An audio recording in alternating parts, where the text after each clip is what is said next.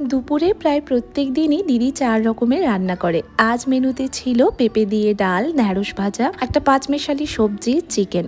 দুপুরে খাওয়ার পর খেলাম একটু আম। এই আমগুলো না ভীষণ মিষ্টি। তারপরেই শ্রীহুর খাবার রেডি করে রাখলাম, কারণ বিকেলে একটু বেরোবো। আর এই জামগুলো অনেকদিন ফ্রিজে ছিল, ভাবলাম এবার এটাকে শেষ করা যাক। ভেবেছিলাম বিকেলে বেরোবো, কিন্তু আর হয়নি, হয়ে গিয়েছে সন্ধে। প্রথমে এসেছিলাম নদীর পাড়ে। এখানে এত ভালো হাওয়া দেয়, এখানে বেশ কিছুটা সময় বসলাম, ফুচকা খেলাম, শ্রীহুকে একটা বেলুন কিনে দিলাম। এরপর এখান থেকে বেরিয়ে গিয়েছিলাম হাটে।